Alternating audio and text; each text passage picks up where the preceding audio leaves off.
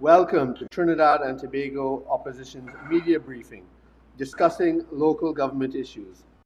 Today we have presenting MP Khadijah Ameen, the shadow of local government, and she will be joined by Mayor Doodnath Mayrhoo, Siparia Borough Corporation, Mayor Faaiq Mohammed, Chaguanas Borough Corporation, Chairman Kenwyn Phillip from Sangre Grande Regional Corporation, Chairman Ryan Rampersad, Couver Talparo Regional Corporation, Chairman Gowtam Maharaj from Penal-Debe Regional Corporation, Chairman Raymond Cozier from the Mayrhoo Rio Claro Regional Corporation, Chairman Gowrie Roopnarine from the Princestown Regional Corporation. We will be starting at 1 p.m. shortly. Thank you for attending, and please share the live.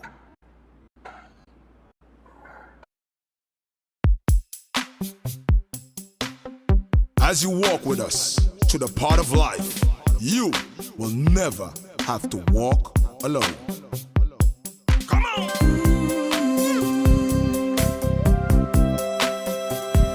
When you walk through a storm, hold your head up high and don't be afraid of the dark.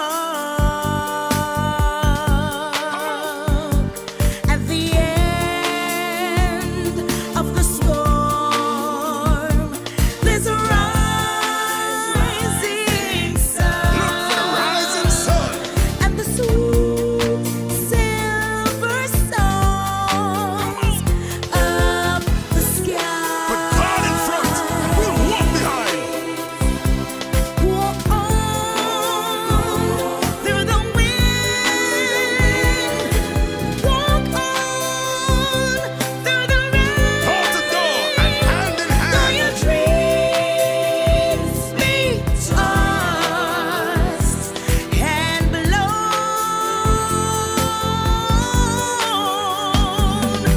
walk on,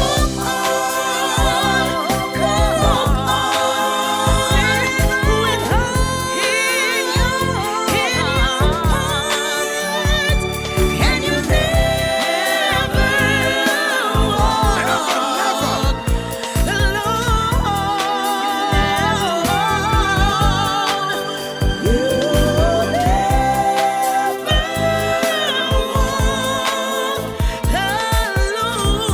So put your hands up high and let's reach for the sky for the rising sun. Come walk with us. We'll walk with you. And you'll never walk alone.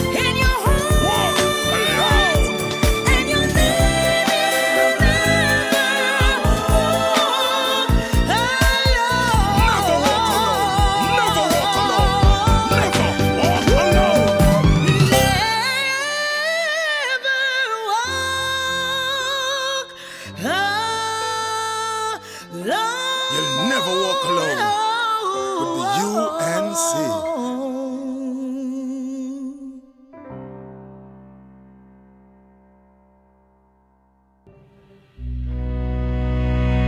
The new Couver Children's Hospital will offer critical medical care to both children and adults, with a 3-story bed tower dedicated to pediatrics and women's care containing 80 beds, and a second 3-story bed tower dedicated to adult patients containing 150 beds. From the moment you enter through the hospital's front doors, you will be greeted with the sights of a spectacular lobby flooded with natural light streaming in through the overhead canopy. As we venture past the reception area, the ground floor opens up into the pediatric clinic and children's rehab center located in the pediatric tower, and the adult outpatient clinic and pharmacy located in the adult tower. This is the pediatric waiting area in the pediatric outpatient clinic at Couver Children's Hospital. This area was designed to be fun and engaging with age-appropriate furniture to limit the anxiety of the guardians and those in their care. We're now taking you through a part of the pediatric outpatient clinic on the ground floor at the Couver Children's Hospital. This area has 11 examination rooms, which allow facilities for our doctors and nurses to undergo medical outpatient clinics and minor treatment and dressing. We believe that the management of emergency cases should be as least stressful on our staff, the visitors, and you, our patients. This is why we have dedicated 3 specific areas for entrance into the hospital: adult emergency, pediatric emergency, and our trauma corridor. This is also why any child coming in through the Children's Emergency Department will be attended to by doctors and nurses specially trained in pediatric care.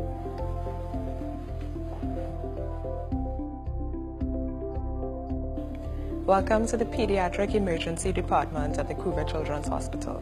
I'm walking you through the pediatric waiting area. In this area, we have 3 registration desks where your pediatric emergency cases will be dealt with. This area is a triage area. This is where your assessment will be done, and then you'll be further directed to the more appropriate location for further assessment and treatment.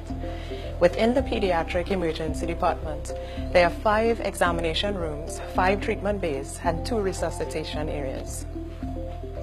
Let me show you a pediatric examination room. Within this area, your specialized doctors and nurses will examine a patient after an emergency. This is a procedural stretcher, and here you have a head wall with medical gases and places to plug in your specialized medical equipment. On this area, you have a diagnostic head wall with your basic tools for diagnostic treatment. And this is an examination light, which you'll use to further examine your patient. We're now in pediatric internal medicine. This can be found on level 1 of the pediatric bed tower at Couver Children's Hospital. On this floor, we have 12 ward rooms with either a mixture of 4-bed wards or single-bed wards. Also, the nurses' stations are efficiently designed so that they can monitor each corridor individually. On level 2 of the pediatric bed tower, you can find the pediatric intensive care units. We have 6 of these on this floor, and they offer special services for patients who cannot be in a regular ward. These patients will require continuous monitoring and the administering of special medications. We also have specialized medical equipment such as ventilation and critical care beds and patient monitoring.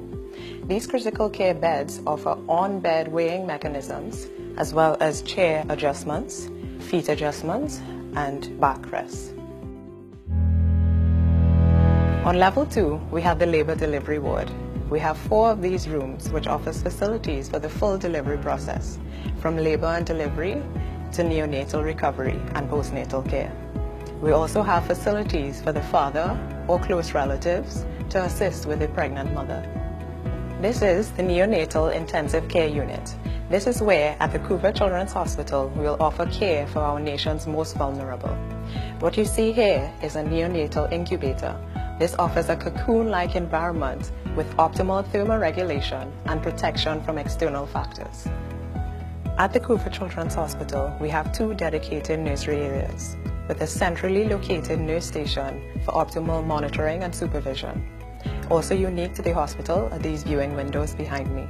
This is where the relatives of the infant can meet them for the first time. This is our adult ICU, located in the adult tower of the new Couver Children's Hospital. There are 10 such units located on this floor, 6 independent high-dependency units, and 4 units dedicated strictly for burns. Some of the main features of our units are ceiling-mounted ICU pendants, which supply us with gas and electrical supplies for our critical care beds, our ventilators, and our monitoring system. The hospital has been built in accordance to over 70 North American and internationally recognized building codes and standards, and also adheres to building codes for continued operation after seismic events. We have left no stone unturned in the detailed planning of the hospital's operations, thoughtfully considering every detail that can help aid in our patients' healing process and ensuring that the hospital's environment is also safe for our visitors and staff. Udicott is proud to have been given the help to contribute to the improvement and availability of quality healthcare in Trinidad and Tobago.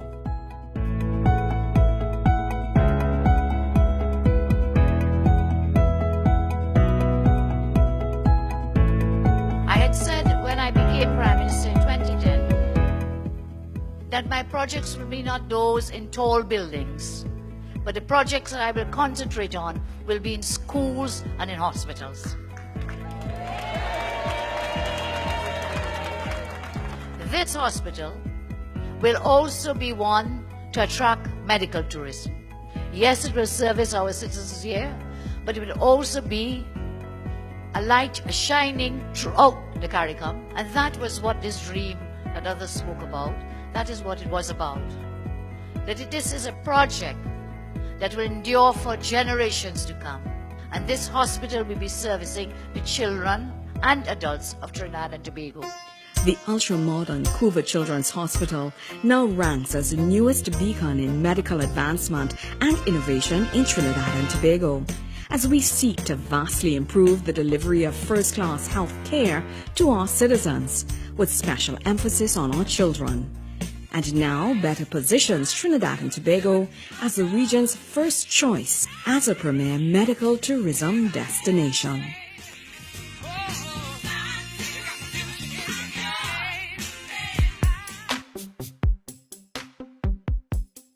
We stand united in the belief that if you empower a community, the community empowers the country.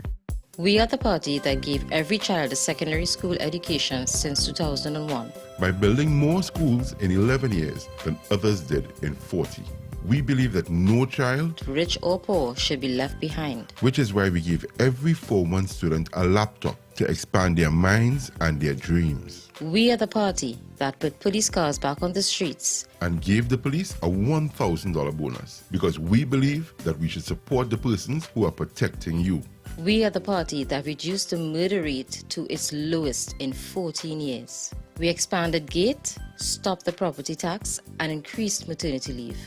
We are the party that invested in you and in your community by investing in schools, community centers, lighted parks, 24-hour health centers, and the most extensive road repair program in decades. We believe that education is always a solution and that no one should have to pick between sending their child to school or buying food. We are the party that works for you.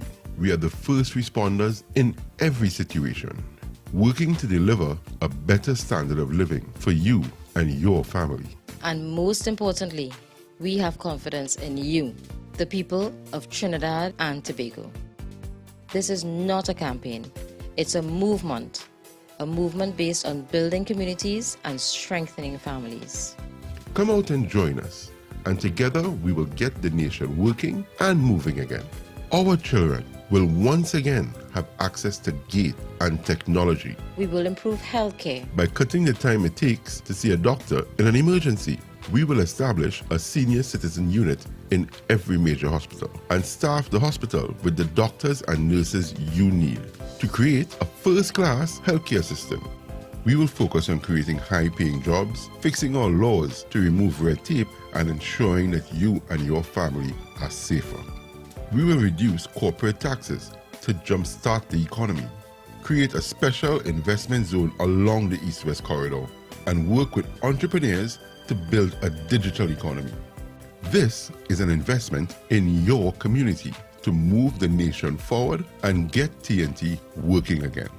Whether you are from 4th Street in Barataria to Railway Road in Dow Village, from Green Street in Tunapuna to Clark Road in Debe, from La Hokita to Moruga, from Mayrhoo to Scarborough, we are one people with the same dreams of a better tomorrow.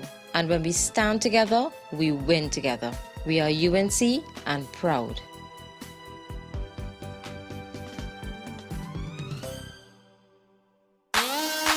Everybody now, let's go! Come on, come on!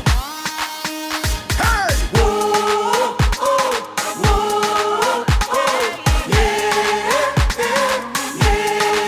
yeah. Whoa, oh, whoa, oh, yeah, yeah, yeah. to make a difference. It's time to turn that page. We got to do the right things if we want brighter days.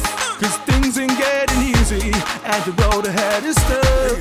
It's up to you and I to make the madness stop. Every day the things getting harder, and every day the things getting rough, and every day they hike the food prices and they implementing more tax for the sake of our twin nation and the youths of the next generation. Let's stand united, show we not divided. Let's show them now and send them a message now. Show them that we're the ones who care. Send them a message now. Oh, yeah, yeah.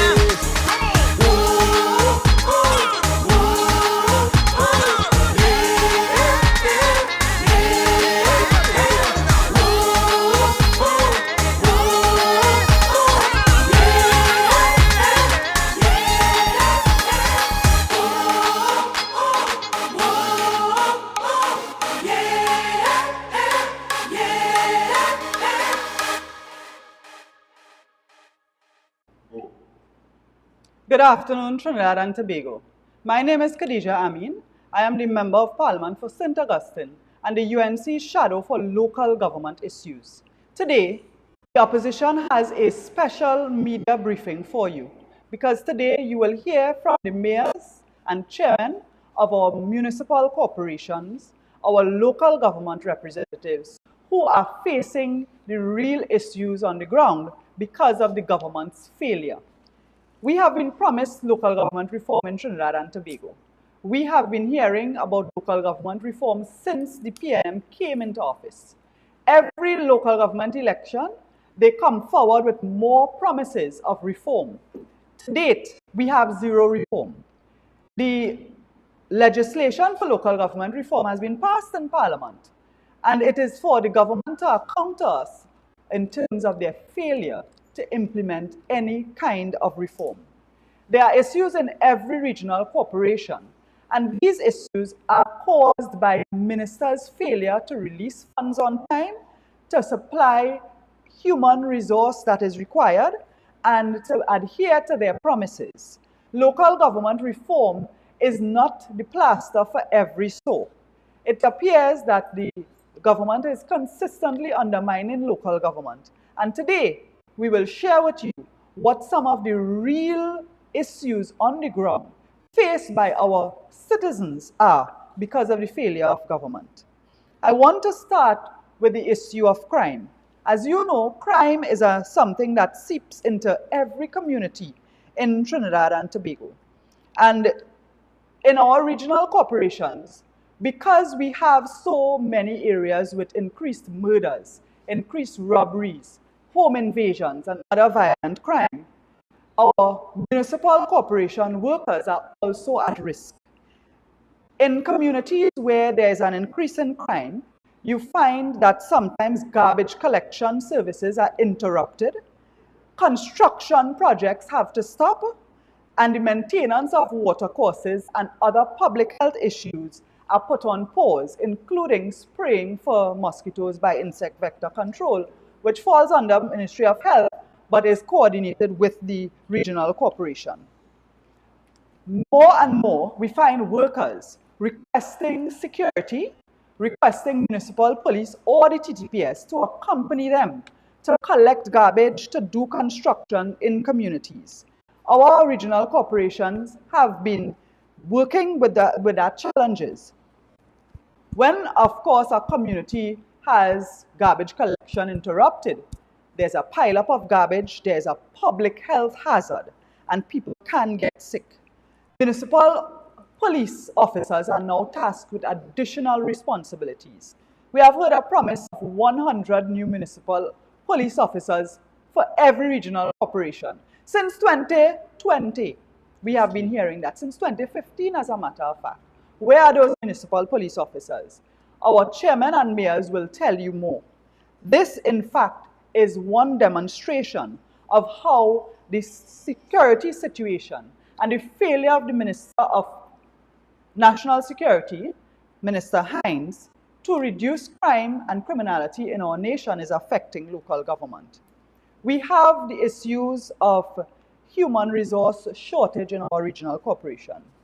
Very recently, It was the UNC opposition in Parliament who exposed the fact that councillors' secretaries were still getting below minimum wage, and raised the issue to have that addressed and corrected. While our Minister of Local Government has promised for that to be addressed, we are asking, since January, the minimum wage increased. Those secretaries are getting $2,500 per month. It is below minimum wage. We are now in May, and you have not taken the steps to correct it. And it was only when the UNC brought it up that you promised to take action. That should not take you long, and we are looking forward to seeing fruits from us as an opposition raising that matter. But it goes further, because even at the middle management level, every regional corporation has chief officers. The chief officers include a corporate secretary, a financial officer, engineer, medical, doctor, and so on. In many corporations, the term of contracts of these persons have expired, and the minister has failed to replace those persons or renew those contracts. Corporations are now being forced to take from money they don't have to pay these persons and bring them back on short-term contract. It means that they get to hire less persons on short-term contract to do things such as flood reduction, clearing water courses, to reduce disasters, which also provides employment within their communities. So you are robbing the regional corporations. You have the issue of the regional corporations also sharing other senior management officials, such as building inspectors. One building inspector is at current serving Shoguanas Borough and Tunapuna Piako region, two of the biggest and fastest developing regions. And you have other instances of it across the board. We are calling on Faris Alwari to ensure that these matters are attended to. But in the meanwhile, as the Member of Parliament for San Fernando West, Faris Alwari should pay interest in what is happening in San Fernando Regional Corporation, because we understand that that regional corporation's mayor's fund is now under investigation, and we are asking where the money going. The PNM is in charge now, and the PNM was in charge before. We raised questions about where San Fernando Corporation was getting money just before the local government election, and in the lead up to the last general election, to do a lot of road paving contracts, while the other corporations were getting no money. And now the questions must be answered. And we are asking for an investigation into the San Fernando Mayor's Fund and other financial irregularities at the San Fernando Corporation. Today, we introduce our mayors and chairmen from our various regional corporations. And we have the honor of starting with the youngest mayor in Trinidad and Tobago, His Worship, the Mayor of Shoguanas Borough, His Worship Faaiq Mohammed. Thank you, Sister Khadijah Ameen, MP for St. Augustine. Good afternoon, ladies and gentlemen of the media and those who are the public viewing online this afternoon. Today, I've entitled my contribution, Local Government Deform, not Reform, Deform. Many people are looking on and wondering, why are we here today? Why are we gathered with my colleagues, chairmen and mayors from different regional corporations? Well, the answer is obvious. We are fed up. Obviously, we are fed up of the government, but we are fed up of how this government is treating local government. Not because the Prime Minister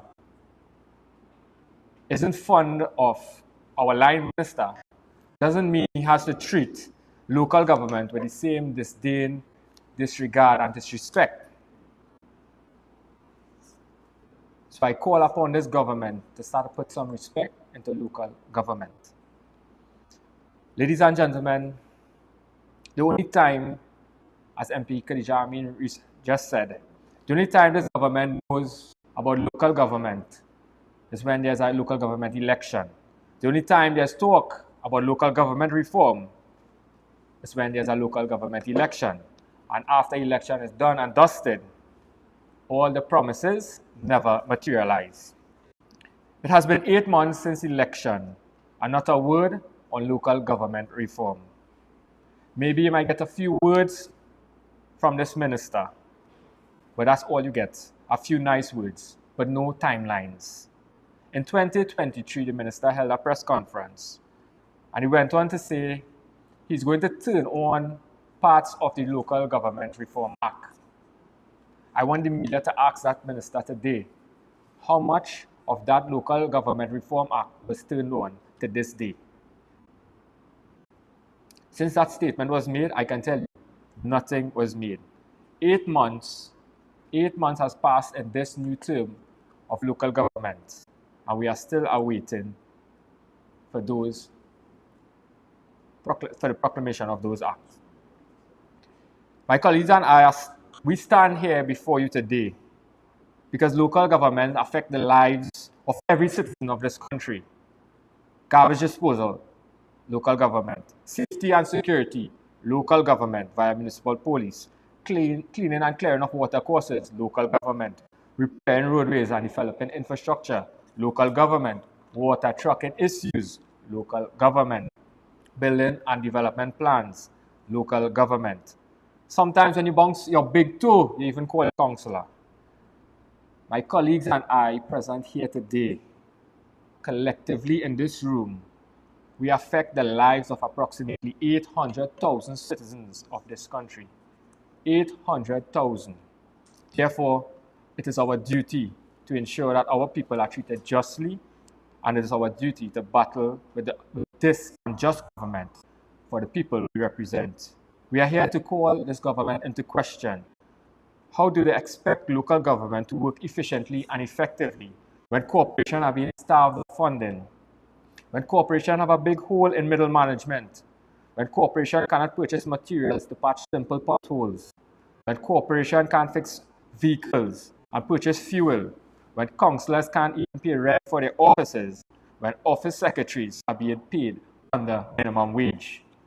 When these things are happening currently, how can we operate efficiently and effectively?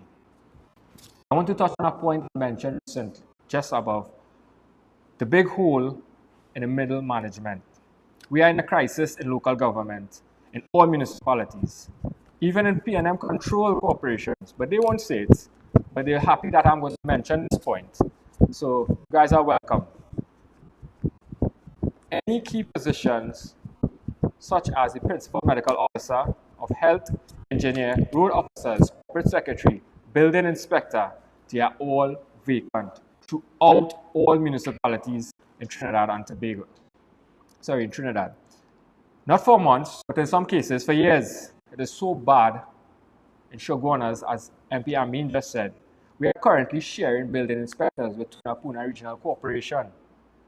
And I am in the process of writing to see if we could share engineers now, because we are at that stage. We have no engineer in Shogunas Borough Corporation.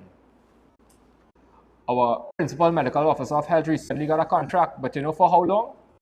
Not for a year, not for 2 years, for 2 months.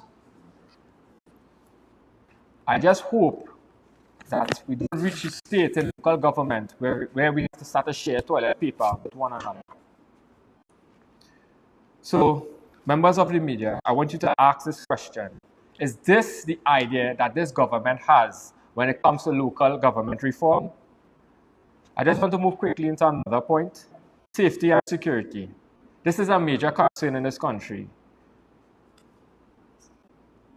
Our municipal police have the same authority and the same powers as regular police.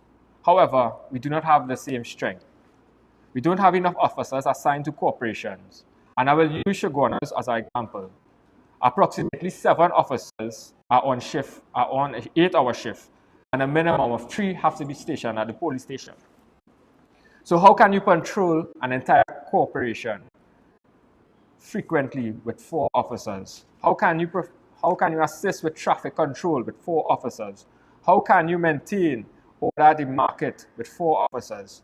How can you assist outside schools with 4 officers? We would love to have patrols not only in the night time, but throughout the day. Because these days criminals coming at you morning, noon, at night, and they're either killing or thieving everything in sight. So where are the 100 municipal police that were promised in 2016? 8 years later, what's going on? How can corporations be productive and provide the best services with our budgets when we are staff? I will give way now to the rest of my colleagues. Thank you.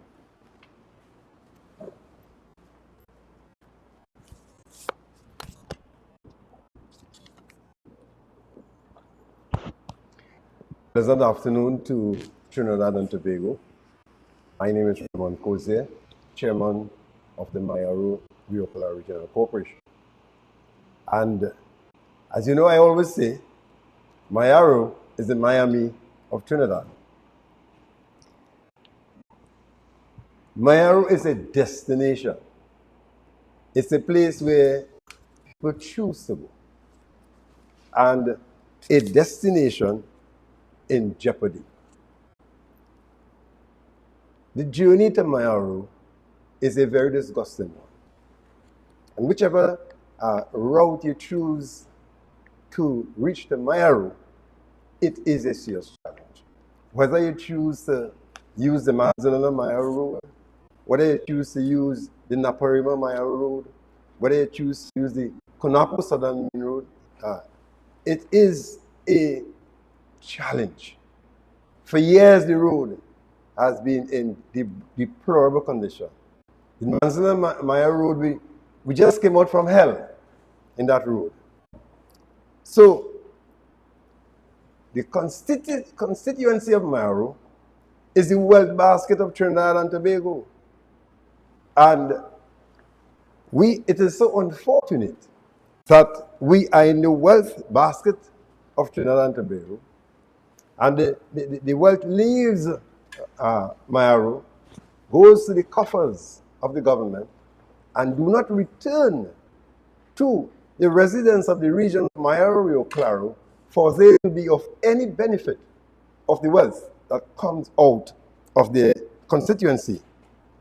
So we are here this morning to share with the citizens of Trinidad and Tobago what is happening in our region.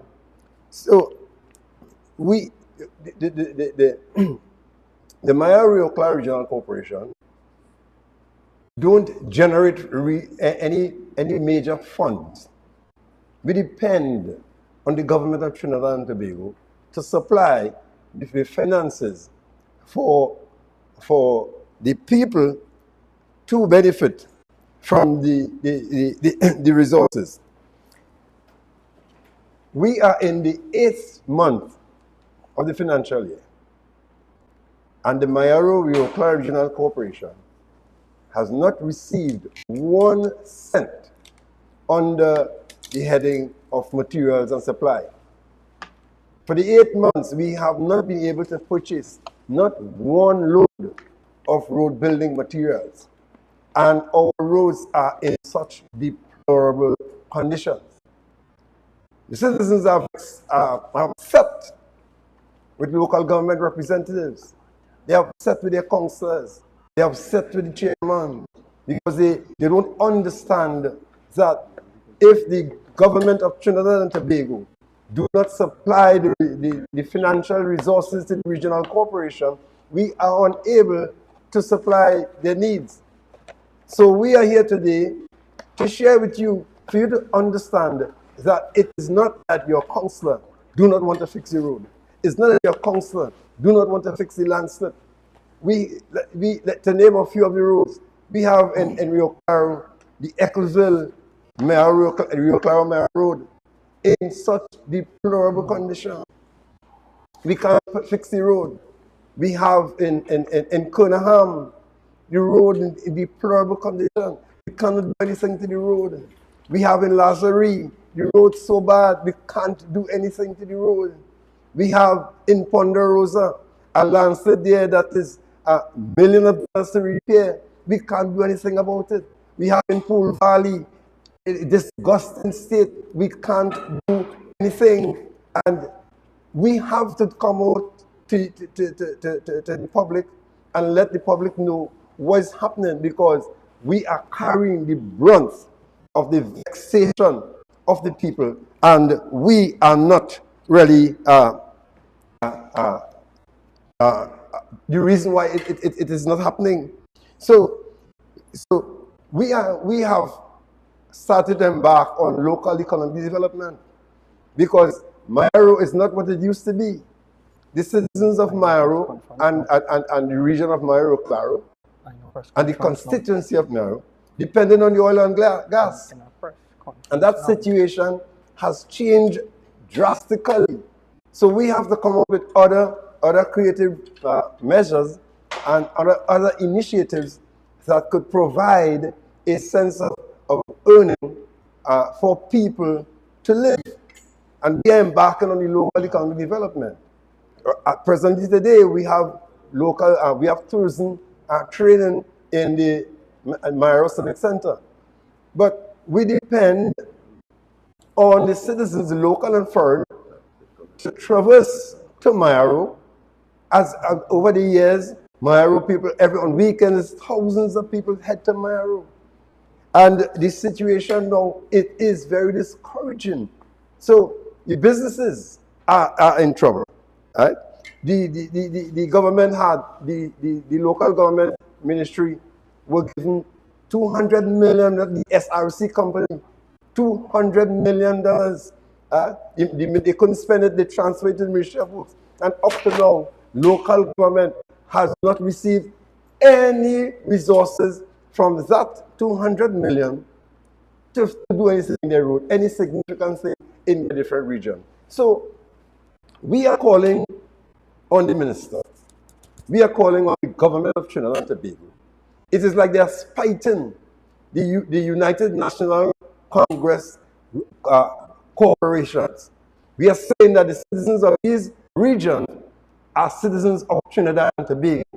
They pay taxes, and all the resources that goes into the coffers of the government, the citizens of the regions of every corporation, just as the PNM regions, they are entitled. So we call on the ministers to release the necessary funding to the United National Congress corporations so that we could produce the needs and supply the needs of the citizens of our region. Thank you.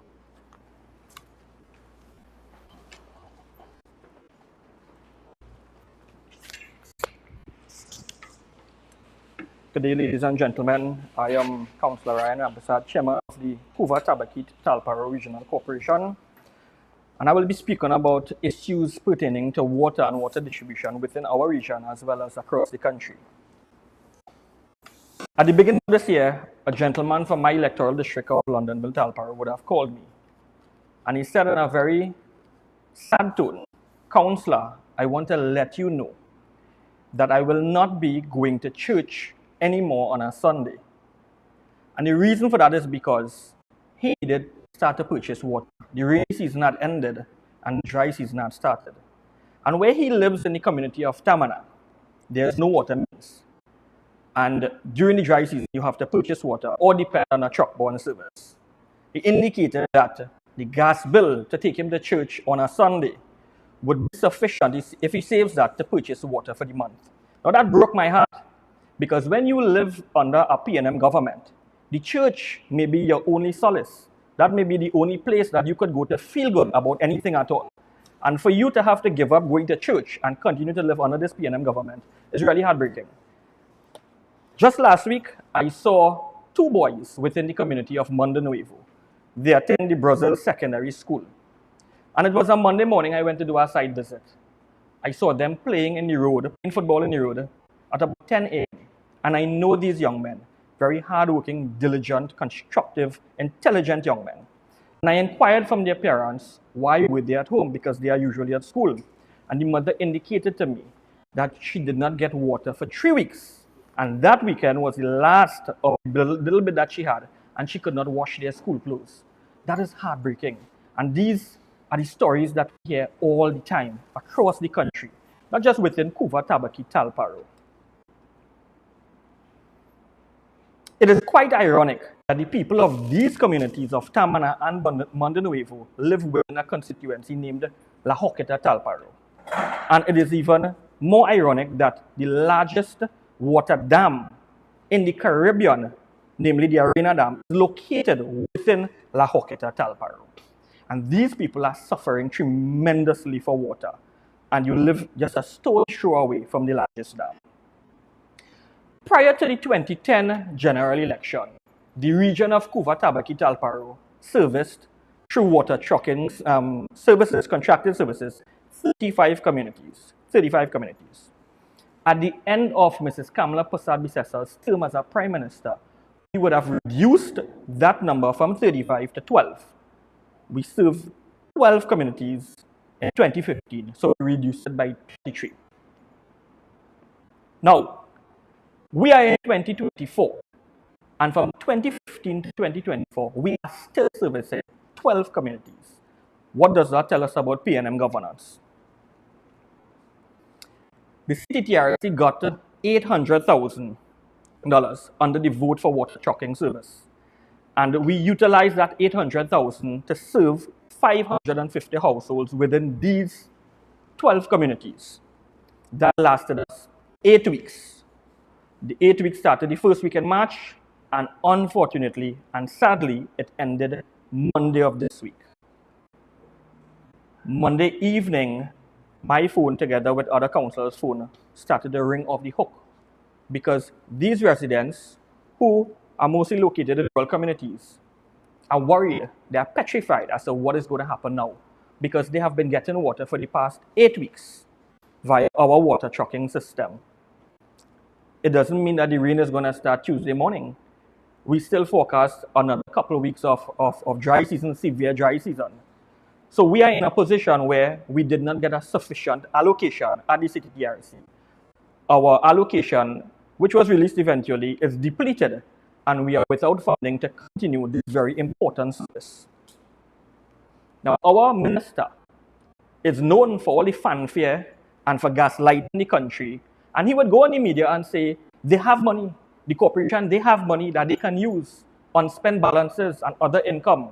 Well, I want to tell the Honorable Minister, if he does his job and represents us well, we won't have to seek to utilize money from other votes, which is wrong, which we're not supposed to do, because the Minister of Local Government, dear Trinidad and Tobago residents, our dear citizens, he wants us to take money from our salaries and for monies that we got to fix roads and to buy fuel. He wants us to take that money to continue to supply, water through our water trucking service. And you would hear him lambasting my sister and brother corporations from other areas about them having money. But if he does his job and ensures that we get sufficient allocations under the various heads, and it is released in a timely manner, we won't have to go seeking to utilize funding from other votes. And we're not going to be doing that, Minister. Now, we have a Minister of Public Utilities who is probably the worst that this country has ever seen. We have communities that do have water mains, because those 12 communities that we serve, they do not have water mains. The communities that actually have water mains, Caparo, Mamoro, Gasparillo, Claxon, Bay, Las Lomas, all these communities, they do not have an efficient water system. I am getting messages 21 days without water in the mains, a month, 2 months without water in the mains.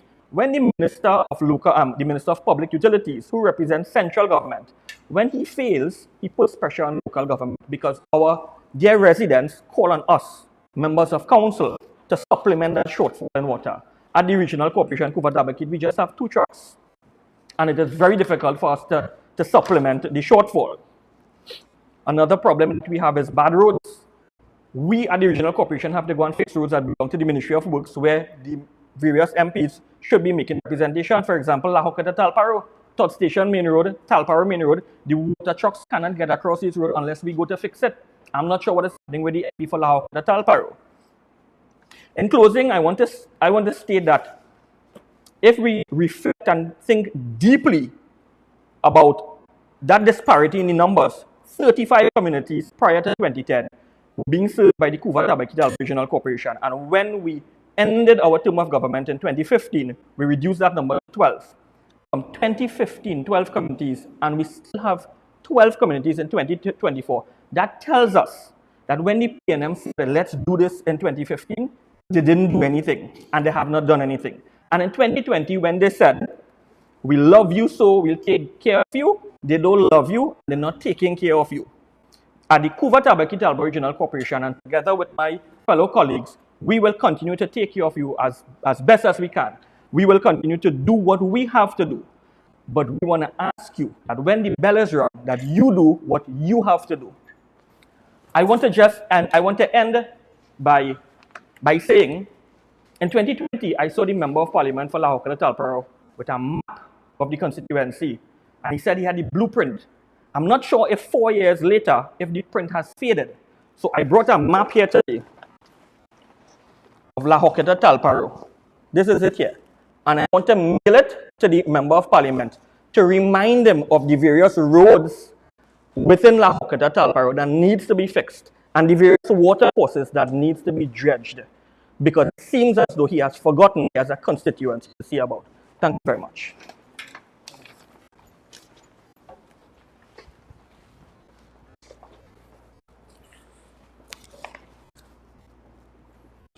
Good day, Trinidad and Tobago, members of the media, colleagues. Firstly, let me say I want to congratulate the political leader and the next Prime Minister for giving us this platform to voice our concerns. I want to stress on two topics this afternoon. One being funding for the regional corporation at Sangre Grande, and the water issue we face in the region as well. Sangre Grande is one of the most largest region in Trinidad. We have 8 electoral districts, and we have 15 water trucking areas that we deliver water to. That is areas that is devoid of pipe-borne water. Now, we would have made requests under the water trucking vote. We have an allocation of $750,000 to service these areas. We would have made the request to the ministry for release of this funding. To date, we have not received a cent on this vote. That will deprive us as local government councillors to deliver water to these areas. As we speak, we have 3 water trucks in the corporation, and we have to service this 8 electoral district. In one district of over 1,000 persons, we deliver water to every day. And with the 3 trucks, the distance these trucks have to pull the water in from, sometimes for the day we only service about 30 to 40 houses. And knowing these challenges, we would have applied for the funding since the beginning of the year. I would have sent numerous emails and texts to the ministry, even to the minister, asking for him to look into the areas that have water. And I would have sent and make requests to the line minister asking for the release of these funding so we can open up the water trucking that we normally take on around this area to assist these areas. Now, I want the population to know that the corporation is only responsible for areas that devoid of pipeline water. That is areas that don't have water line in it. And as we speak, we have persons in areas that have water line calling the corporation, believing that we are responsible for it. And while we as councillors may want to assist, it would leave the areas that devoid of pipeline water that cannot call water for a supply out of water. So I really want you all to understand, and I am calling on the minister to please give us the notice of releases or give us the release so we can deliver the truck-borne supply to these persons. It will be remiss of me if I do not respond to the minister's careless statement about the rent being paid to our councillors. Now, the minister, apparently, he don't know the accounting practices of these corporations, and it's something he should really go and do some research on. The minister would have stated on several occasions that we can do virement and use out of the unspent balances.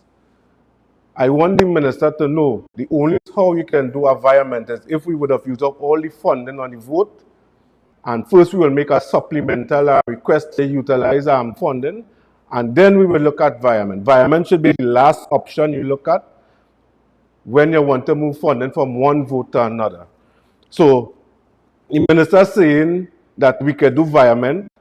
I want to tell the population now, we have funding on the vote to pay rent to council's office. And it's the bad management of the ministry and to release this funding to the corporation for us to pay our rent. So presently we are owing 6 months for councillors' office rent, and the rent is only $2,500 a month.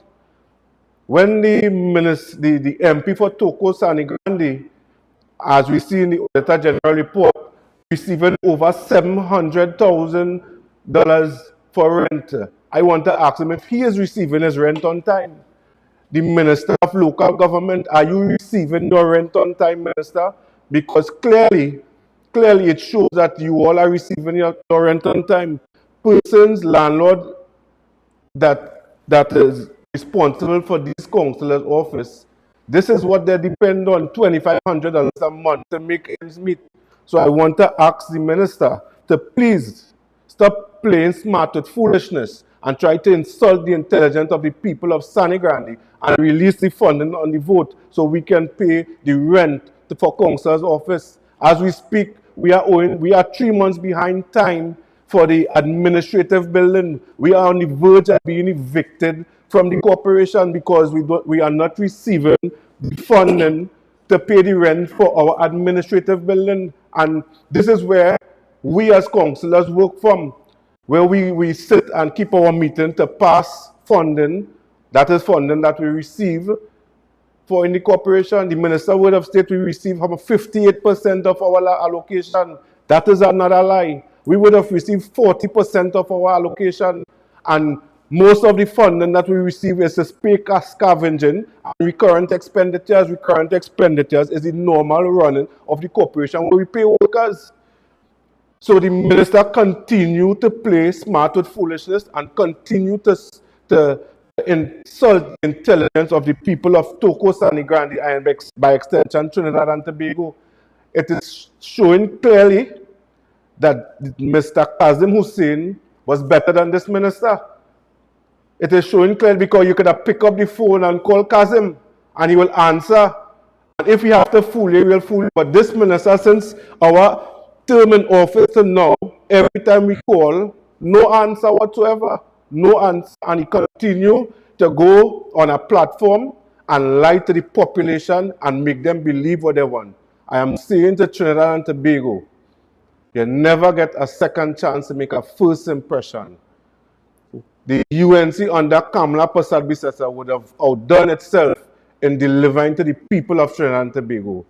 Local government was local government at that time. And I am calling on you, the people, to help us to help you. When the bell is rung, vote this PNM out of office. I thank you.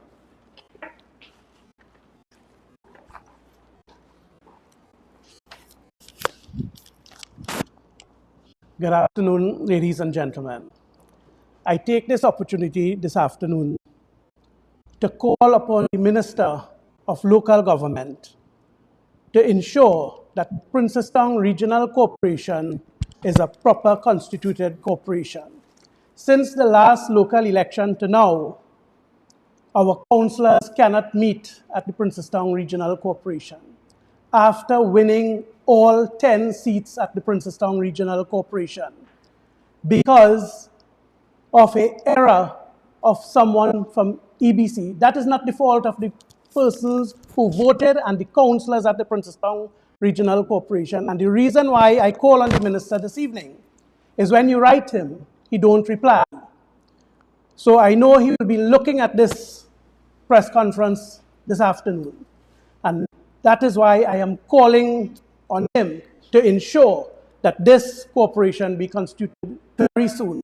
And the reason for it, not only that, the Minister of Trade will then have the opportunity to go back and do her job as minister for the people of this country, because for the last month, She is in the electoral district of Lengua Indian Walk every single day, walking, promising people what they can do.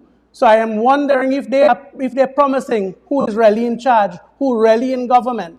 Because everything that have done in Lengua Indian Walk for the past months is done by the chairman of the Princestown Regional Corporation and the member of parliament for Muruga Tablan. Working together, we are achieving for the people of that region. So, Mr. Minister, it is because the people you all had put in EBC, because of their delinquency, we are in this position today. So I call on you to ensure that this corporation be constituted very soon. And I go further to say why I am sure that the minister do not reply. While he do not reply, I thought it was only to the UNC chairman. Apparently, he don't communicate with some of his own ministers, because I had the opportunity to look at the parliament recently, where I'm very proud of my member of parliament for Princestown, where he questioned about the landslip in Robert Village leading to the Robert Village Hindu School, where he questioned the Minister of Works. And the Minister of Works said that he was not aware that there was any correspondent coming from the Princestown Regional Corporation for that landslip. I had wrote the Minister of Local Government 3 occasions pertaining to that landslip. But I want to also mention that the Minister of Works stood up in Parliament to beat his chest and say that he worked with the Princestown Regional Corporation to assist the people of Robert Village. You all know what he assisted with? 8 meter cube of scarified material. Scarified material is something that people don't want. You can't build any road with that. That is what the minister assists with. We had to take our corporation truck, go and get that from the Ministry of Works, and he had that to stand up in Parliament that he assisted the Princestown Regional Corporation with material, 8 meter cube of scarified material. So I call upon the minister again to ensure the people of the region of Princestown are being treated fairly, not because of the delinquency of his ministry and the EBC that we must suffer. So I take that opportunity again to call upon to ensure the Princestown Regional Corporation is a proper constituted corporation. Thank you.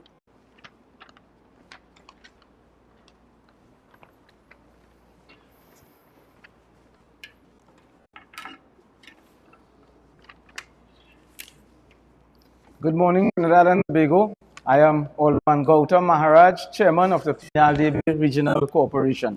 This morning, I bring a report from the people of Penal-Debe. In particular, I want to stand with the people of Quina Mondiablo, who have asked me to raise the question as to when will be the by-election for Quina Mondiablo. On December of last year, we lost our Councillor Dipi Ramnath, and early in January, the PDRC Council declared the seat vacant and sent the appropriate documentation to the Minister of Local Government, and subsequently that would have been forwarded to the Attorney General. We therefore expect that a by-election be called. Why? Because in any local government framework throughout the world, it is an important aspect of having a councillor in place. So why are the people of Quina Mondiablo denied a councillor when their services are being hurdled and stymied at this point in time? We, the PDRC, stand with them, though, as we see recently in the water woes and currently the water horrors that they are having, and even throughout Penal-Debe to be able to service them. Getting back to the by-election, we have seen the history has been with this government in the case of Belmont, in the case of Barataria, and even within Penal-Debe, when we lost Parashottam in the Debe South electoral district, only when legal action was threatened or the villagers protested, then we got action from the government to declare the date for a by-election. So I say this time around, if legal action is what you're looking for, you have come to the right place. Because we stand with the people of Quina Mondiablo demanding representation, and representation comes through having that by-election and having a councillor in place. On September 4th last year, the people of Penal-Debe celebrated. September 4th, 7 p.m. at the Debe Secondary School, from the news of the Minister of Planning and Development, that Penal-Debe will be afforded attention through a $10 million US dollar grant that has been afforded to Trinidad and Tobago, and that this will be spent in the South Oropouche River Basin. I did not emphasize what happens when rain comes, and we are on the threshold of the rainy season, where people are submerged in water beneath 5 and 6 feet. You can see here pictures of what happens in Penal. You can see inside of persons' homes the depth of water. This grant was expected to be used in the South Oropouche River Basin. The question I'm asking this morning on behalf of the people of Penal-Debe is, where is this grant? Where has it been expended? I have written to the Minister of Planning and Development, which you can see here, asking of this since March. The answers came through media and newsprint and so on, that we're doing data collection, preparation, all of that. We are at the 11th hour. People's lives will be affected. Do you know what it is? You saw the picture. When the floods come, people are marooned. We recall the horrendous experience of the children at the last floods, when they could not go to write their mathematics exam. Imagine the anxiety you already have as a child going to write an exam. And now you're marooned, and no word from the Ministry of Education in that case. No word from the Army, no word from the ODP to be able to lend support. It was good Samaritans that came out from the villages and used innovative means of wheel tractors and so on to take children to school.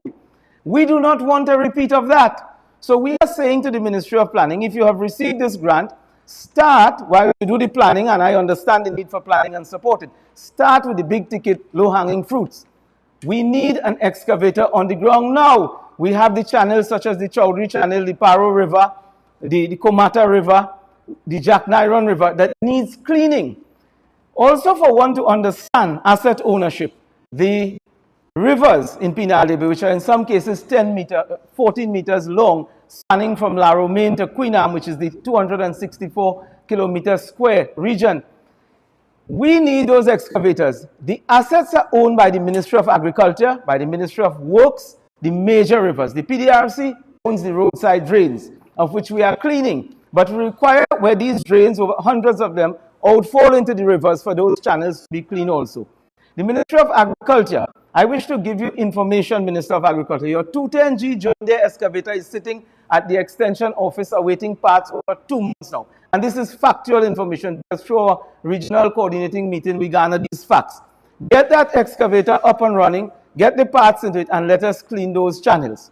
To the Ministry of Works, there are floodgates that have been put down since the time of cane plantation and rice plantation. These are basically abandoned, but they form an obstacle in the water channels. So we need your engineering department to be there assessing and removing the gates or opening them, because they cause an obstruction and create flooding and havoc. The number 14 gate needs attention in the woodland area. The need for engineering is also in the Rock Road area. Mulchan Trace to the BDR Road is a sea of horror when rain comes, and we need some culverts to be redirected in that particular area. It is easy to say that there will be flood or there will not be flood, but one must understand the pain that a family feels. When we hear of a cow die or cows that have died, we just think, okay, it is a death. But the pain is that that cow would have been an income-earning animal for that family.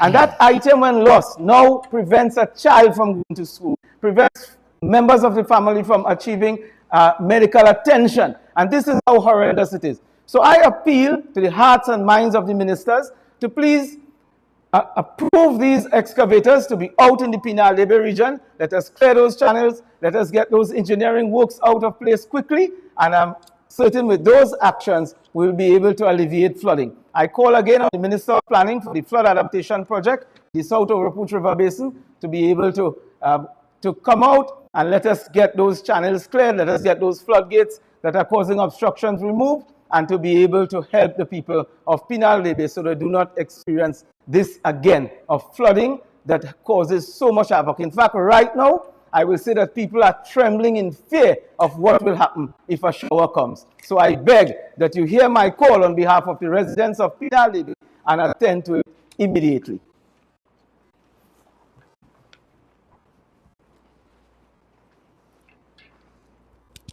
Good afternoon, everyone. All those logged on to the media present here. I am Doodnath, Mayrhoo, the mayor of the Siparia Borough Corporation. On my way to work this morning, I had to observe the sad sight of looking at two men lying on the ground, just about 1 kilometer away from the headquarters of the Siparia Borough Corporation. One died, the other one was awaiting an ambulance to take him to the hospital. Both men were shot early this morning in the teak at Siparia, in the Siparia region. It goes to tell you that nowhere in Trinidad is safe anymore. Siparia was once described as one of the safest places Southwestern Division. We can no longer boast about that area being safe. The entire country now have become a haven for criminals. My next point, we are suffering at the corporation for releases and money, just like all my colleagues. Today I want to raise two issues that I am not happy about. We had recently 10 change agents allocated to my corporation. Those change agents were supposed to be part of local government reform. Those agents are being paid between $9,000 and $10,000 a month. So you are looking at almost $100,000 a month being paid to those change agents to do what? God alone knows what, because local government reform is coming no time soon. Taking into consideration that we are spending $100,000 there, the ministry do not have the funding to pay the salaries of certain chief officers in our corporation, our financial officer, our engineer. We were told that monies to pay those two officers have run out at the ministry. So we have to absorb that cost from short-term employment to pay these two chief officers and also pay all officers that we have hired to do work that the ministry is supposed to send those officials to do. I am calling on the minister today and ask him, what is the reason for sending those 10 change agents when there is nowhere in sight of local government reform? Why are we spending $100,000 a month on change agents and the ministry cannot afford to pay the financial officer and the engineer and send other senior officials who handle the affairs of the corporation? That is some serious questions that need some answers. There is also some information that came to me through my financial officer, and I don't know if my colleagues have picked up with it. There is a new system and method in place now that is going to be adopted by the Ministry of Finance for the payment of contractors when they do development work. They are saying now the monies will not be released to the corporations to pay contractors who do work under the development program. They have indicated to us on confirmation of release, we are to start the process of awarding the contract, which under the new procurement legislation takes about 3 months. To make a payment at our corporation, it takes between 3 and 4 months. They are saying now, when the project is completed and all documents are signed off, it must come to the ministry for the Ministry of Finance to make the payment. I ask the question today, if we run into the new financial year when a project is given out, let me say around June, July, and that project is completed, and we do not have the funding in our account to pay, and it goes to the ministry, when the present financial year closes, are we going to pay it from the new allocation in the new financial year? That will erode our allocation. I think that the ministry did not think out this properly before they made that adjustment to say that we must apply to the ministry to prepare the payment for those contractors who have done development work. I am calling on the Minister of Local Government to speak with the Minister of Finance and take corrective measures, because this also indicates that unspent balances will be a thing of the past in regional corporation. When you get your 5 million on the roads and you award contracts to the tune of $4.5 million, you have an unspent balance of $500,000. When Ministry of Finance make that payment, it means that the balances remains with the exchequer and you will have no unspent balances like we have now. So I am asking the Minister to speak with the Minister of Finance and bring some clarity on that, whether we will be eroding our new allocation in the new financial year if the claim rolls over into the next financial year. And these are some of the issues that I raised today. I also want to raise the issue of the collapse of infrastructure in the region. Absolutely no roads has been. I hear Rohan Sinaran talking about he spent $600 million on roads. Well, he has spent $6 on a road in Faizabad or Siparia. I could tell you that. So I don't know where he spent the $600 million. And Mr. Dr. Rowley said in December, the rain has stopped, so road is going to be paved all over Trinidad. Well, it looked like he's waiting for the rain to come back and stop again before roads start paving. So you see, this is a government that has collapsed in office. This is a government that has bullied local government chairmen and mayors and councillors by suffering them for allocation. If they believe they could bully the Auditor General into cooking books, we are going to stand up just like her and fight back to make sure that the Burgesses receive what are due to them, to make sure we bring relief to them. We also have the issue of water issues in my area. The Minister of Water, well, the Minister of No Water came recently and launched some big campaign online where you could make a request for water. People are making requests and months and they cannot get the water. They still cannot get the water. WAPA do not have the capability to provide in the amount of truck that is required to provide domestic water to people. So this Minister of Water, No Water, is a fooler. He's fooling the people, and we will not stand for that. You know, I want to make an appeal for the areas in Siparia that have no water. So guys, I leave it there. There's much more I can say, but at another forum. I thank you very much.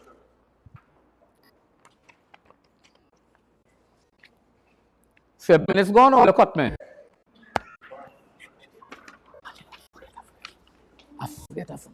I know Mayor Siparia always has more to add.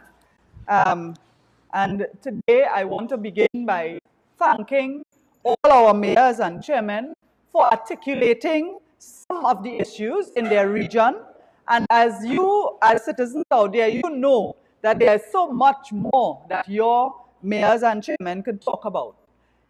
When the UNC was in government between 2010 and 2015, for the first time, local government saw modernization and true representation. Councillors for the first time were given offices at $2,500 rent, a secretary with a salary of $3,000, and a stipend of $1,000 for little office expenses such as stationery, coffee, and so on. And we are now in 2024, and we have an increase in cost of living, an increase in the minimum wage, and the government has made no changes to any of these items. Now that the government has responded to the call of the opposition to address the fact that councillor secretaries are receiving below minimum wage, we call on them to address the fact that the rental for the office space is now become very difficult to find a spot for $2,500, particularly in more urbanized areas. And for that $1,000 to buy office things for the office, it's now providing much less. Under the UNC government, led by Rampersad Bissessa, local government delivered 4 times the number of projects that were delivered under previous governments. Today, we have that amount of delivery from the previous governments now cut in half. Even PNM councillors are acknowledging that under the UNC, local government fared better and they were able to deliver more to their citizens. In the UNC time, it was about modernizing local government. But what we had was delivery, and delivery on time and on budget. Recurrent expenditure is your day-to-day expenses, and they are usually fixed expenses on a monthly basis. We are now in the month of May. We are close to a halfway mark in the year. And in the In the financial year, we are past the halfway mark because the financial year begins in September. By now, had the UNC been in government, we would have had the current expenditure corresponding with the number of months in the year. Many of our corporations have not received half of their recurrent expenditure, and that has to be corrected. Under the UNC government, in terms of our funding for development projects, many of these projects, it is better to perform the construction during the dry season. We are at the end of the rainy season. Some corporations have not received, some corporations have received minimal amount for their construction projects in terms of roads, drainage, bridges, and recreation ground. That is an area of delivery as well, where it did not take any local government reform or any change in the law to ensure that the regional corporations had their funding on time so they can deliver on budget, on time, and within the dry season so that you will not have wastage in the rainy season. The failures of the central government in every aspect, national security, works and transport, and public utilities, have been highlighted today as putting additional pressure on local government.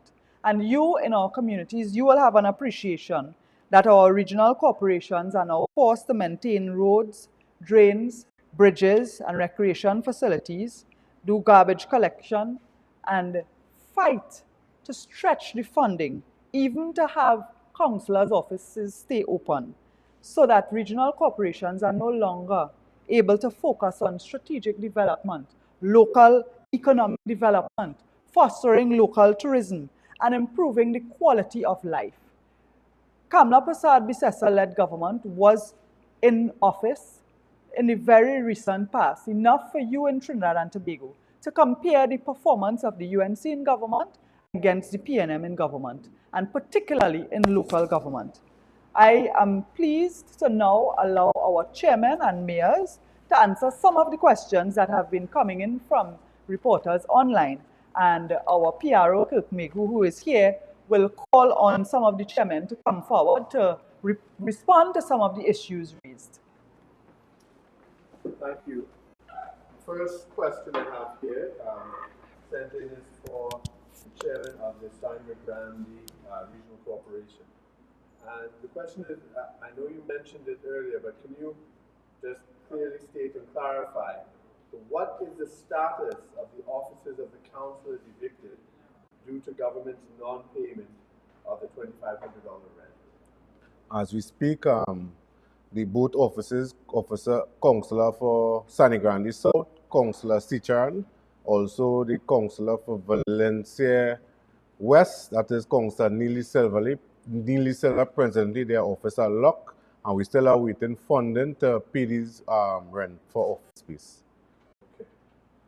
All right, thank you. I'm going to call Gowtam Maharaj from Penal-Debe Regional Corporation.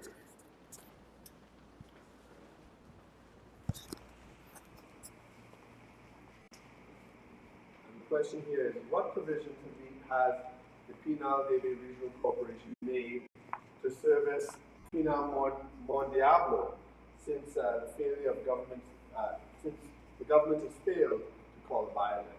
Oh, our principle is people first, and definitely we are taking care, per se, of the electoral district. I myself personally take care. Only this morning, I have approved over 1 dozen requests in the Diablo area for water. We have 3 teams there, 30 people on the ground every day, doing cleaning, doing recreation ground, cutting and bridges, and all of the roadworks and so on. In terms of the major area of concern, which is flooding, we have recently moved into the 6 Mile area with excavator and so on. So definitely we are filling the gap, but the call is made for the by-election nonetheless. Thank you. And I call on Mayor Doodnath from Siparia. Can you please elaborate about these new change agents and issues with regard to pay of the chief officer or the change officer? Thank you very much for that question. What has happened is that 10 change agents were appointed by the ministry at $10,000 a month, which is $100,000 a month. Our two chief officers that we have to take up the slack for is our financial officer and our engineer, which is almost $40,000 a month. That $40,000 comes out of our short-term employment that we use to offer little 10 days and 10 days program to our unemployed burgesses. So we are unable to employ anybody on short-term at this point in time to put a little food on their table. So the minister see it fit to spend $100,000 on change agents, but do not have the funding to pay the financial officer and the engineer at our corporation. But I want to sympathize with them because while I was outside there, somebody tell me that the money that was supposed to pay those officers is part of the sum that went missing recently. Thank you. I'd like to call the Faaiq Mohammed from Borough Corporation. I think you did mention it, and I just wanted some elaboration on the issue of garbage collection in the borough, and what's the state of it, both in terms of the practical collection and the administrative problems behind that. All right, so what is happening in Shoguana's Borough Corporation? As you will know, Shoguana's, our corporation, it's expanding, and one would think common sense will tell you that the more your population increase, it's more garbage you would produce. So this financial year, obviously we were expecting to get an increase in our scavenging vote. To our surprise, we got a decrease, not of a couple $100,000, but of $2 million. It's a massive decrease. What we wanted to do in the Shoguana's Borough Corporation, in years before, we had to cut our open tray service from 2 days to 1 day. Now we have to figure out how to even make this 1 day work, and we operate 3 day scavenging services. So we need to figure out how to make this 3 days work as well. How could you service and have a clean borough if you have a $2 million deficit when we need much more than that? It's approximately $12 to $13 million that is given to the Shoguana's Borough Corporation. Not only our corporation is facing this issue. I know my friend Gowtam here as well, they are facing a $1.5 million deficit as well in Penal-Debe Regional Corporation. And I know, so definitely this is a major cause for concern, this deficit. And I'm calling upon the minister to see if we can rectify this, and a larger increase in scavenging is made to the Shoguana's Borough Corporation. In fact, to all corporations, because it's an area of concern. And there will be no need for cleanup campaigns. To be honest, there will be no need to have any PR campaigns or cleanup campaigns, as you would say, once we have this rectified. Thank you. I call on the chairman of the Couver Regional Corporation, Rampersad. You had mentioned about infrastructure and so forth. Could you elaborate on this, about these issues, infrastructure and how it affects the emergency services? Yes, thank you for that question. Within the Couver-Tabegi-Talbaro Regional Corporation, the region of Couver-Tabegi-Talbaro, we serve 7 constituencies. So we have infrastructural issues across the 7 constituencies, but the worst of them is La Hoqueta-Talparo. And ironically, that is where you have a member of parliament who sits with the ruling party. Last night, there was a horrendous fire in the community of Mondo Nuevo. And the members of the community, they were calling, and they indicated that when they called fire services indicated very, very quickly that they cannot get their trucks into the community in Mondo Nuevo. Now, it's a good thing it did not result in any injuries or fatalities.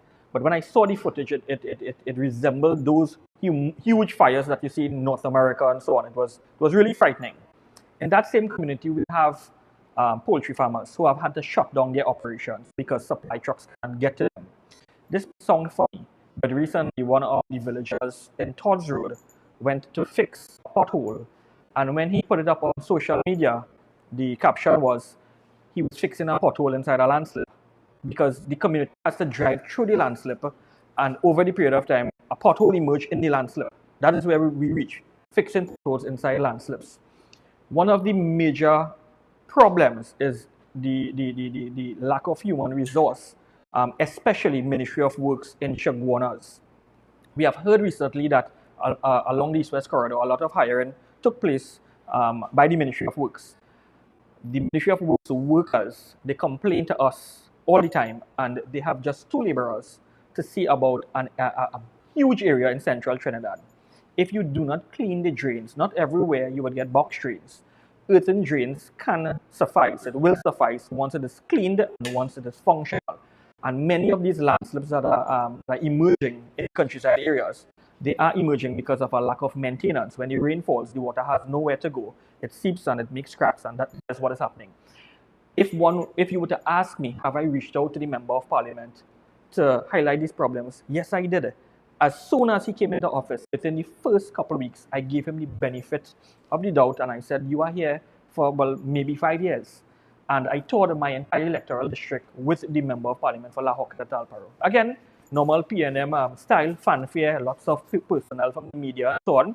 I saw engineers from RDP, from pure Ministry of Works.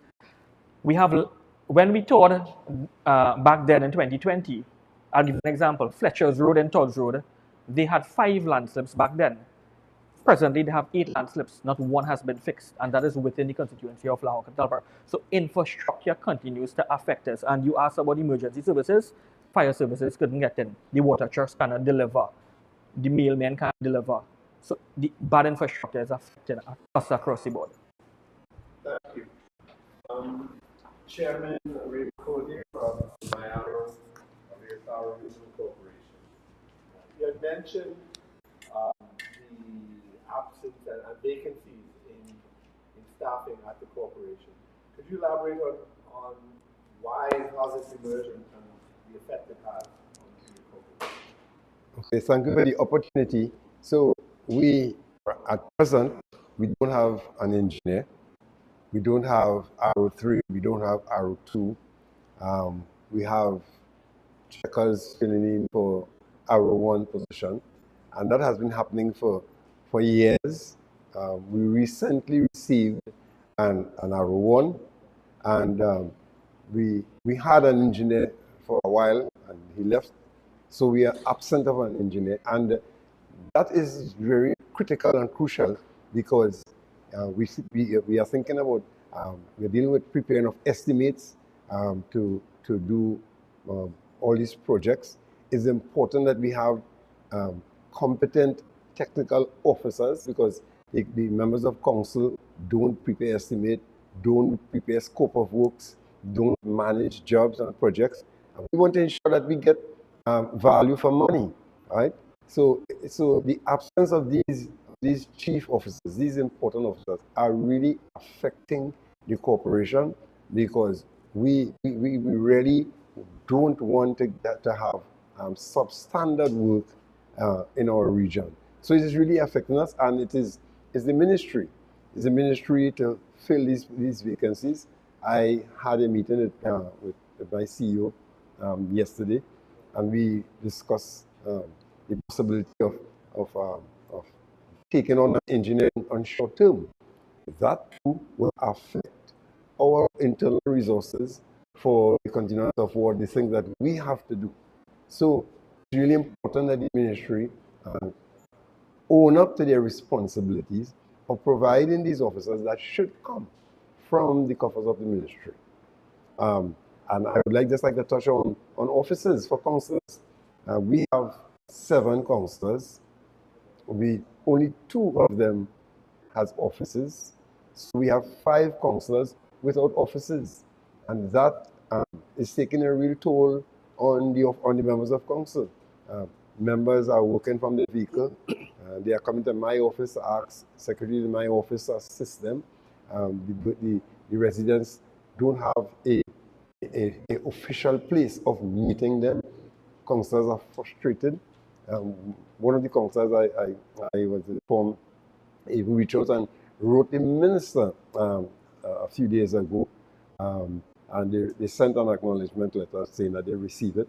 But it's frustrating the members because they don't have the staff. The United National Congress government under Kamala Persad brought in this facility because she understood the value of a local government representative. We are government representative, but local government. And she add that respect to the office, provided an office for them, provided a secretariat for them, provided furniture and equipment for them to function competently. And the absence of this facility is really hindering the progress and the competencies of the local government representation. Thank you. Thank you. Finally, Gowrie Roopnarine from Princess Town Regional Corporation. You mentioned the numerous land slips within your regional corporation and issues associated with that. Could you elaborate? In the region of Princess Town, presently, estimate was done by our technical officers. Land slip alone is approximately $40 million if we have to fix these land slips. But you all will recall that the minister came down in the region of Princess Town recently to open the Muslim cemetery. And when I spoke about the allocation for cemeteries in that function, he reminded me that there is something called RDC. I spoke earlier about the Robert Village landslip. When I write the minister pertaining to that landslip, we were told by officials from the ministry that that went over to RDC to undertake that landslip. And that is 2 years now, and we are still waiting. So we did write the ministry asking for RDC to undertake these landslips.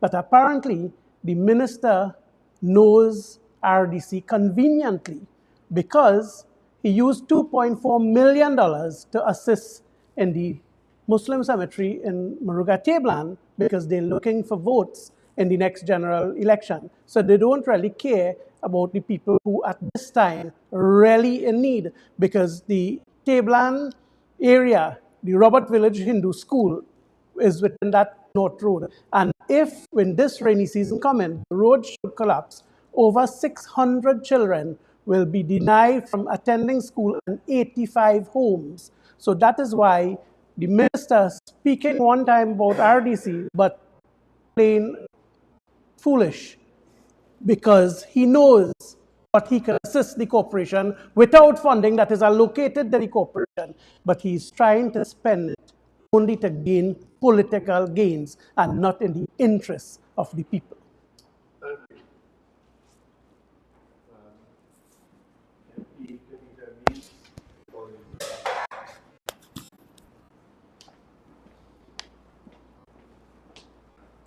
Well, ladies and gentlemen, I came to say thank you, but while our chairman and mayors were taking questions, two pieces of correspondence came to my attention. One is a memo from the Chief Executive Officer of Sandy Grande Regional Corporation from the ministry, advising on the continued employment of a financial advisor and the disaster emergency response coordinator. And the ministry is advising that they will not be renewing the contracts of these officers for employment due to insufficient funding.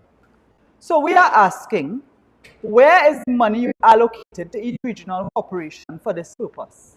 Is the Minister of Local Government misleading us, or is the Minister of Finance misleading us? Is the country bankrupt? Why has the government given a promise in the allocation for the budget and now telling regional corporations that they do not have funding? That is one.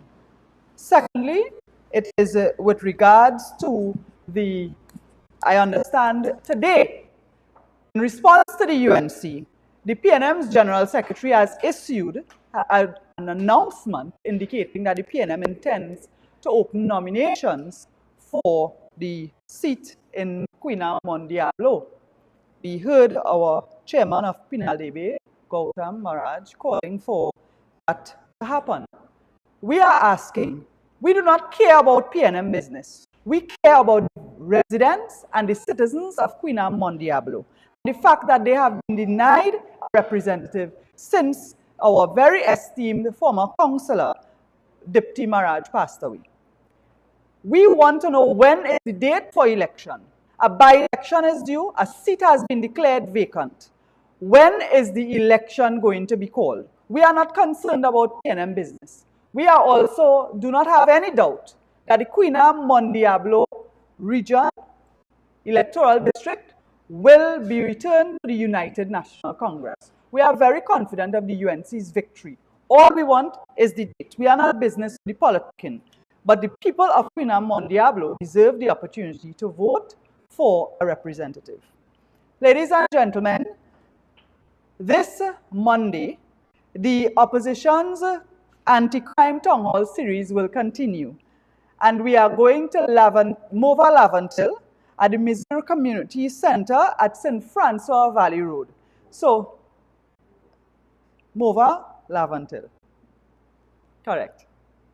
So, we are going to, you will see our advertisement and our invitation. It is on Monday, coming the 13th of May, from 5 p.m. to 8. And registration, of course, begins before. You will have a live broadcast on IETV from 7:30 p.m. But from the very beginning, you can join the UNC Facebook page and the YouTube channel for more.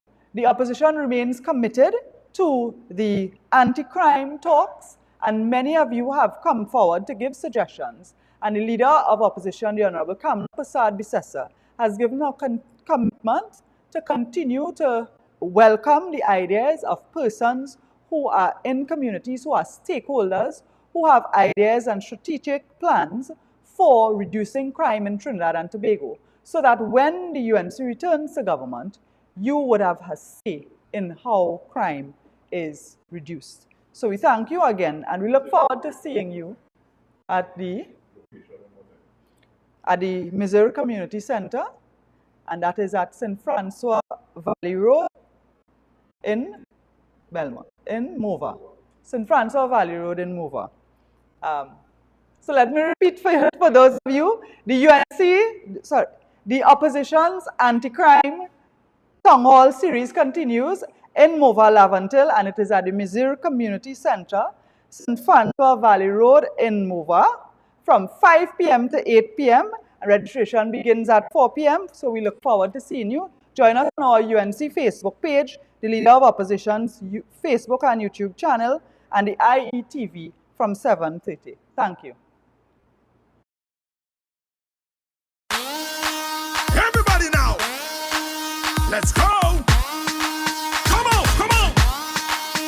Hey. Whoa, oh, whoa, oh, yeah, yeah, yeah.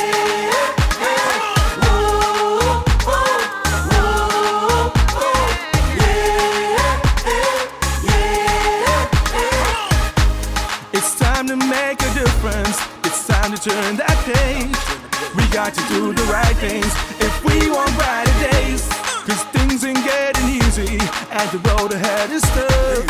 It's up to you and I to make the madness stop. Every day the things getting harder, and every day the things getting rough, and every day they hike the food prices and they implementing more tax. For the sake of our twin nation and the youth of the next generation, let's stand united, show we not divided. Let's show them now and send them a message now. Show them that we're the voice of hope. Send them a message now. Show them that our country ain't no joke. Send them a message now. Oh, yeah, yeah.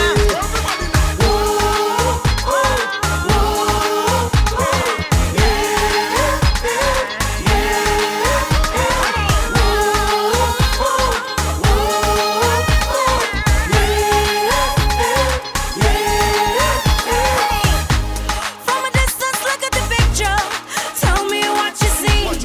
An abstract of destruction to destroy you and me. We got to do the right thing. We got to make that move. Cause if we don't act fast on this, we're the ones who lose. Every day the things getting harder, and every day the things getting rough, and every day they hike the food prices and they implementing more tax. For the sake of our twin nation and the youth of the next generation, let's stand united, show we not divided. Let's show them now and send them a message now. Show them that we are